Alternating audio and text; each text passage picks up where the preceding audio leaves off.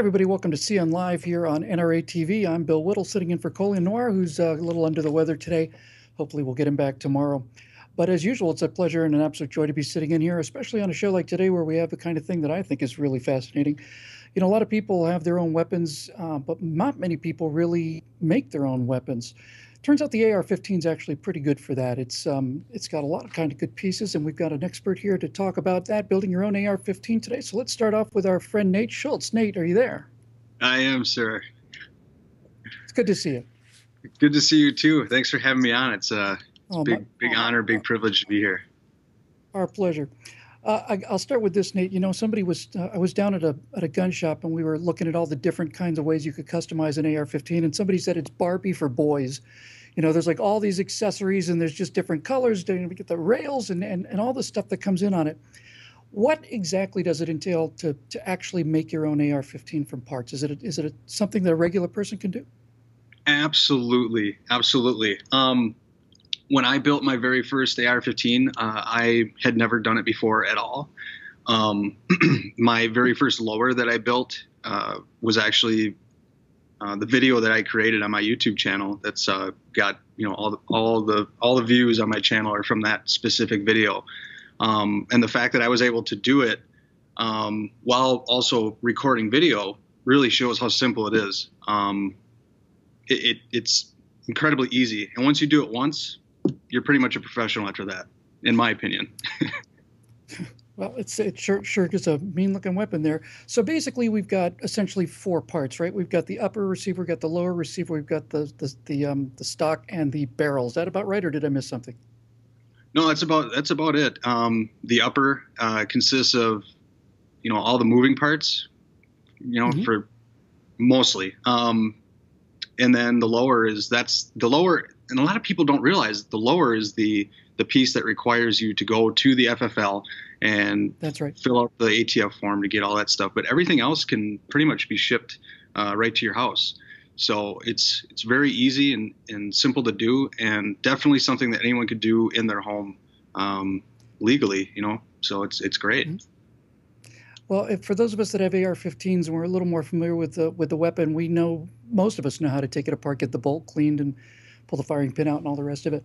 So if you start out having an AR-15, it seems like it might be a little easier, right? You already know where the pins go, and you know where the bolt carrier is, and all the rest of it is. Do you find that people who've built the first one, or at least had some experience with an AR-15 to begin with, are a little more adept at putting together one from scratch?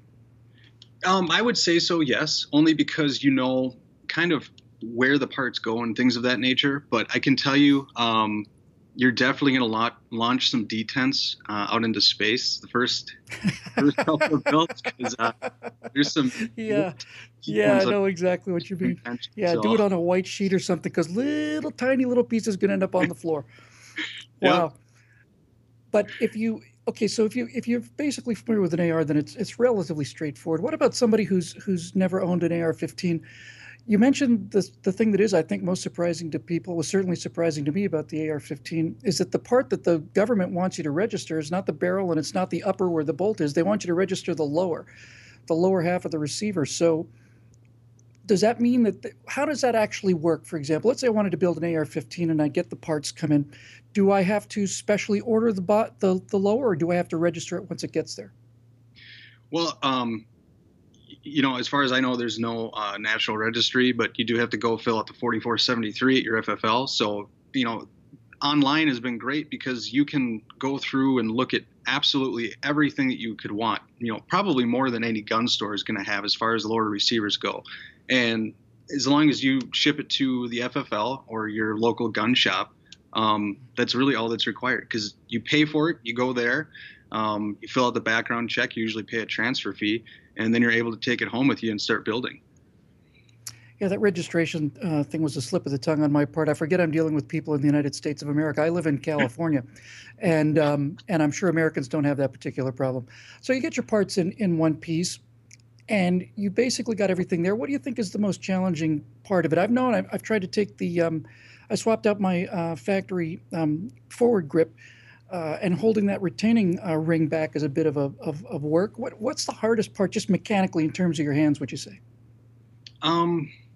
Probably the front pivot pin is always a little difficult because that's the one that if you don't have any special tools or anything, you're probably going to have to use a needle nose pliers while using a razor blade or something else to try and keep that detent in so you can put the pin in. It's almost like you need 3 hands, but you know, if you get some inexpensive tools and stuff, it makes it a lot simpler and very easy. Okay, so well, how'd you get started in this? And is I would assume the AR-15 is your favorite weapon, certainly mine. Was there anything about that rifle that you particularly liked the first time you saw one? Well, definitely the modularity. The fact that I can swap out things, change it, like you said, it's like, you know, the Barbie doll of guns. You can change its clothing, if you will. That's what I really enjoy. I mean, I started out with my very first AR that I built on Mega Arms receiver, upper and lower, and Wilson Combat trim rail, and it looks completely different now than it did then, and back in 2014 or 13, whenever it was. I got into it just because I was always an AK guy. But when it came around the time where I was like, you know, I may not be able to get one of these, then that's when I started looking into it. And that's when I started. And then I totally fell in love with the platform. The Picatinny rail is just a real game changer, wasn't it? I mean, prior to that, you had the molded forward grip, and there were very limited number of places you could attach you know, scopes to, or lights, or laser designators, whatever. But once the rails came out, I've seen, I'm sure you have too, I've seen photos on the internet that are gag pictures of like an AR with every single possible accessory on it. It looks like a transmission tower. You can't even see the barrel of the weapon anymore. What about the rails? Has that been a big part of the AR revolution? Because it certainly looks like it to me from the outside. Yeah, definitely. And then not only that, but with the rails, then now you have even more innovation, I guess, from Magpul. You got M-Lock, and you know, it saves weight by removing some of the rails that you don't need, and you can put little sections where you want, or just direct connect devices. You know, there's kind of been this battle between M-Lock and Keymod, and I believe M-Lock was just adapted with the military. I could be incorrect on that, but I'm pretty sure. And so I'm pretty sure they're going to be the ones that are going to succeed with that whole Blu-ray versus HD DVD battle. So I got it. So if you were recommending something for a person to build, I mean, it seems like the parts that are really significant that people may not have a super strong knowledge of is things like the barrel length, the twist. Do you have a particular recommendation for those for somebody who's starting out? And is there a particular difference between barrels that are able to take 223 and 5.56, or just the 5.56? As long as you get a barrel that's chambered in 5.56 and it's 16 inches or longer, you're absolutely good to go for shooting 5.56 or surplus ammunition, or 223. And 16 inches, not going to run into any issues as far as barrel length and it becoming an NFA item. Anything under 16 inches, of course, makes it an NFA item. So, if you had to give somebody a heads up to start, you know, Nate, if you let's say somebody's on fire to do this, where would you recommend? Where can we find your stuff on how to build these things? Yeah, absolutely. So YouTube is a great place. I utilized YouTube. I utilized AR15.com. My videos have helped. You know, I like to humbly say that thousands, if not tens of thousands of people do it. NSZ85.com is my website. Otherwise, youtube.com/NSZ85. I have all my videos there. But there's tons and tons of videos. Brownells has videos. Midway USA. The library is forever as far as that goes. There's been so many times when I'm holding a little pin or a part or something in my hand, and I said, I used to know where this thing goes. I don't know if I do anymore. And then the YouTube video comes right along and really helps you right out. Nate, it's great talking to you. It's really good to know that people can do this. A lot of time I fly home-built aircraft, and sometimes it's the building of the thing that you love is as much fun or even more fun sometimes than actually going out and giving it a whirl. So Absolutely. Thanks for joining us. It gives you such a pride and sense of craftsmanship, and there's an art behind it too, you know. I mean, I don't know, I love it all over. It's great. It's obvious.